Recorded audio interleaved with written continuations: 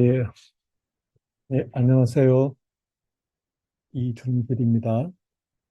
어제 공정거래 자율준수 심포지엄이 예, 어제 열렸었죠. 연상공회의소 국제회의장에서 2023년 공정거래 자율준수 프로그램 활성화를 위한 심포지엄이 열렸습니다. 예. 이 행사의 좀 큰 특징이라고 하면 매년 사실 공정거래 자율준수 심포지엄이 열리고 있습니다. CP 포럼이라는 이름으로도 열리고 심포지엄이라는 이름으로도 행사가 열리고 있는데 이 심포지엄에 공정거래위원장이 축사를 한 것은 제 기억으로는 이번이 처음인 것 같습니다. 그래서 이번 행사가 그만큼 공정거래위원회에서 관심을 갖는 행사다. 또 특히 위원장이 최근에 어떤 국정 기조와 부합하는 제도로서 상당히 애정을 갖고 있는 것 아니냐라는 그런 추측은 해봅니다. 그만큼 공정거래위원회 또 실무자들은 이 제도를 좀 보기 좋게, 아니 보기 좋다는 표현이 이상하고 이 제도를 실질적으로 잘 만들어가지고 이번 실무자들이 그만큼 이번 법 시행에 맞추어가지고 확산을 위한 여러 가지 방안들, 뭐 그 방안들은 결국 기업들한테 다 좋은 내용들이겠죠. 물론 뭐 아주 극단적으로 생각하면 또뭐 강제한다 이런 생각도 들지만 그럴 일은 없는 거. 이 제도 자체가 자율준수이기 때문에 뭐 강제라기보다는 어떤 인센티브를 제공해서 도입을, 이 제도 도입을 유도할 것으로 보입니다. 사실 이것은 공정위가 이런 인센티브를 주든 안 주든 사실, 지속 가능한 발전을 위해서 제가 항상 강의할 때 사용하는 그 예시인데 자동차가 안전하게 잘 달리려면 자동차는 달리려고 만든 거지 주차장에 뭐 이렇게 그 보관하려고 만든 제품이 아니잖아요. 자동차는 달리는 게 기본입니다. 달리는 게 본질이에요. 그 달리려면 엑셀러레이터를 밟고 뭐 달리기 위한 여러 가지 장치가 다 있습니다. 그런데 이 잘 달리기 위해서는 그만큼 브레이크 성능이 좋아야 되죠. 초반에 이 제도 예전에 이 칼럼 쓰기 위해서 조사를 해보니까 최초로 만든 자동차는 브레이크가 없었다 그래요. 그때는 왜냐면 속도 자체가 얼마 안 나니까 브레이크에 대한 생각을 안 했던 거죠. 그래서 브레이크 없이 자동차를 만들었는데 이 경사길을 내려가다가 이 차가 결국은 브레이크가 없으니까 서지를 못하는 거예요. 그래서 뭐 동네 벽을 들이받고 결국 그 차가 이제 자동차로서는 그닥 그 이상으로 더 이상 나아가지 못했다. 이런 자료가 있었습니다.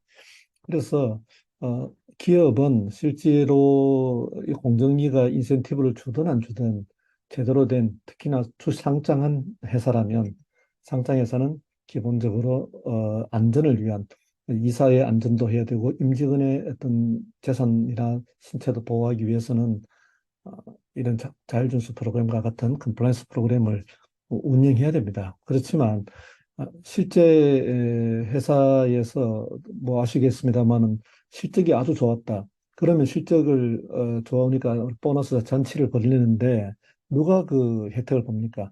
결국은 돈 버는데 열심히 한 사람들, 자동차로 말하자면 달리는데 열심히 기여한 부품들, 예, 이런 사람들이 결국은 돈을 그만큼 혜택을 봅니다. 뭐 브레이크는 사실 사고 안 나면은 뭐 아무 생각이 없는 거죠. 예, 브레이크는 사고 나기 전까지는 그 소중함을 잘 모릅니다. 그래서 이 브레이크가 브레이크에 해당하는 회사 내에 자율준수 프로그램과 같은 컴플라이언스 프로그램을 운영할 수 있는 조직을 만들지 않거나 또 그 기능을 아주 좀 무시하거나 우선순위에서 많이 빌린단 말이죠.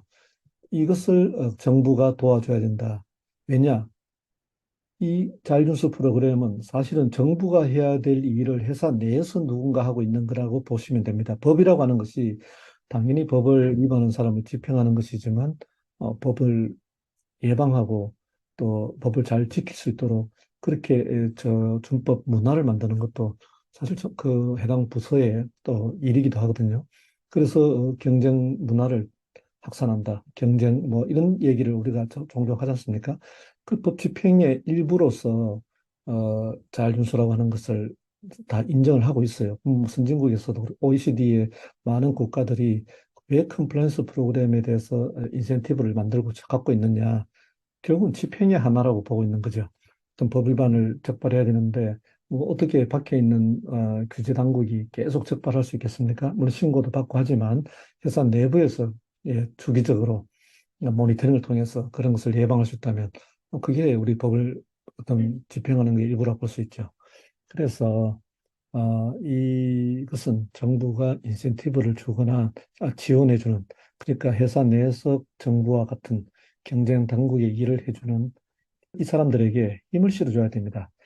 지금 어려운 우리 경제 환경에 이것도 비용 드는 거 아니냐 생각할 수 있지만 그게 아닙니다. 오히려 이때 더 체질을 단단하게 만들고 더 멀리 갈 수 있는 그 기본을 만들 수 있는 시기라고 생각합니다. 그러면 제가 이제 오늘 얘기하고 싶은 제일 큰 주제는 뭐 앞에 서론이 좀 길었습니다만은 그러면 도입을 어떻게 해야 될 건가? 아마 상당히 이제 자료도 찾아보고 뭐 공정위에서 만든 매뉴얼도 있으니까요. 보는데 보고 나면 조금 어질어질해집니다. 이렇게 많은 일을 해야 되나 이런 생각 들고 이건 또 어떻게 해야 되지? 이렇게 궁금한 것도 많을 거예요. 그래서 사실 뭐 그런 걸 컨설팅 해주는 컨설팅 회사도 있고 저도 자문을 종종 합니다. 그리고 로펌이 들어가게 되면 이제 이 회사 갖고 있는 공정거래 관련된 리스크를 다 꼼꼼하게 다 확인하고 그것을 우리가 예방할 수 있는 또 대안까지도 제시해주면 그만큼 회사의 공정거래 법규와 관련한 리스크는 많이 줄 수 있는 거죠. 그래서 공정거래 법규에 그런 리스크까지 다 줄이기 위해서는 그거는 사실은 로펌에서 할 수밖에 없고 로펌이 또 필요합니다. 아니면 내부적으로 할 수는 있어요. 근데 내부적으로 한 데는 좀 한계가 있어요. 저도 회사에 있을 때 막상 해보면 외부의 도움이 좀 필요한 영역입니다. 그리고 그 단계까지 안 가고 일단 우리는 제도를 도입해가지고 운영을 시작해 보겠다라고 생각한다면 일단 시스템 도입하는 것은 그다지 어렵지 않습니다. 이미 매뉴얼이 있고 다 도입에 대한 뭐랄까요? 체크리스트까지 다 배포가 되어 있지 않습니까? 그래서 실제 이런 제도 도입과 관련해서 얘기하면은 대부분은 최고 경영자가 잘 받아들이지 못하는 것 중에 하나가 비용 문제입니다. 이렇게 비용을 많이 들여서 해서 우리한테 얻는 이득이 뭐냐? 이득은 금방 보이는 게 아니고 아까 말씀드린 것처럼 브레이크는 사고를 막아줘야 이제 브레이크 역할을 할 수 있는 거고요. 하지만 그 외에도 다른 각종 인센티브가 분명히 제공될 것이기 때문에 이득은 분명히 있을 겁니다. 그런데 그렇다고 해서 엄청나게 많은 돈을 들여가지고 몇 억을 든다. 심지어 뭐 윤리 경영 하나 하겠다고 몇십억 든다. 그렇게 해서 만들어 놓은 시스템이 제대로 작동하느냐에 대해서는 또 관점이 다른 분들이 꽤 많습니다. 그래서 저는 항상 주장하기를 어떤 제도를 도입할 때에 잘 만드는 막 명품 만들듯이 만들어서는 안 된다. 물론 명품을 항상 쓸 수 있는 정도 수준이면 좋죠. 그런데 보통은 우리 일반적인 우리 뭐 본다 많은 사람들은 명품을 사면은 좋은 어떤 뭐 행사 있을 때나 쓰고 평소에 쓰는 것은 마음 편하게 쓸 수 있는 제품을 더 많이 쓰잖아요.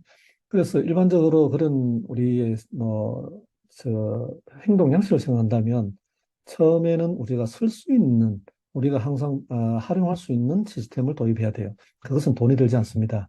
그래서 이 돈이 많이 든다고 주장하는 분들 때문에 미국에서도 이 컴플라이언스 프로그램에 아주 뭐 대가라고 할 수 있는 어떤 분이 오죽하면 답답해서 칼럼을 썼는데 제목이 컴플라이언스 프로그램 구축이 원 페니였나요? 원 센트, 원 달러. 하여튼 원 페니 정도만 있어도 할 수 있다라고 뭐 조금은 도발적인 제목을 달고 다 자료는 이미 공개되어 있다. 컴플라이언스 프로그램 구축하는 데 필요한 자료들 다 공개되어 있다. 실제 우리가 핵심적인 CP 운영 규정 그리고 CP 편람 이 두 가지가 사실은 자료로서는 가장 핵심입니다. 물론 여러분 회사마다 다 윤리 강령이 있기 때문에 그 속에도 공정거래 준수가 있긴 해요. 근데 그거는 뭐 법으로 치자면 헌법 같은 거고 실제 사용할 수 있는 행정법규로서 행동 강령이라든가 뭐 아니면 좀 더 구체적으로 CP 활동에 관한 조직과 활동에 관한 근거 규정이 되고 있는 CP 운영 규정도 이미 공정위가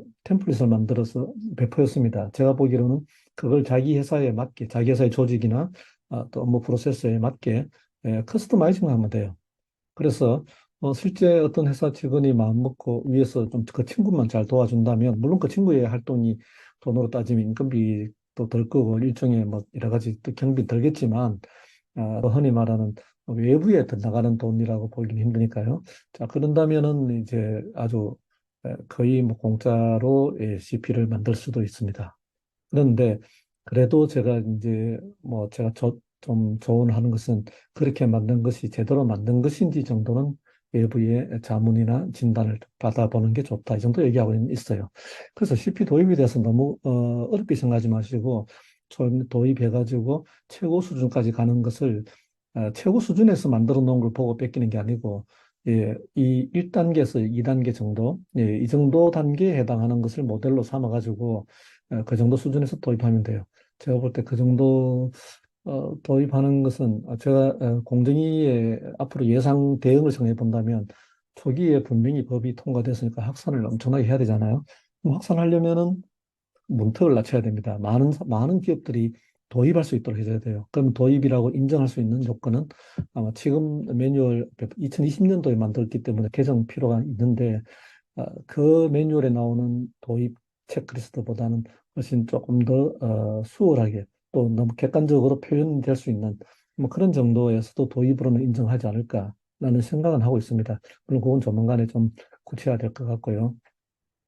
제가 조금 뭐 서론도 길었고 조금 이 도입과 관련된 얘기도 길었는데 다음에 한번 도입에 필요한 체크리스트를 가지고 구체적으로 설명을 한번 드려볼게요. 지금은 오늘은 요 정도 그냥 어제 이런 행사가 있었고 앞으로 도입하려는 많은 기업들이 있다면 혹시라도 이 동영상을 보게 된다면 비용 문제는 그렇게 중요한 건 아니다. 이 허들이 아니다라는 걸 좀 강조해 드리고 싶습니다. 자, 다음에 구체적으로 체크리스트 가지고 한번 자료 만들어 볼게요.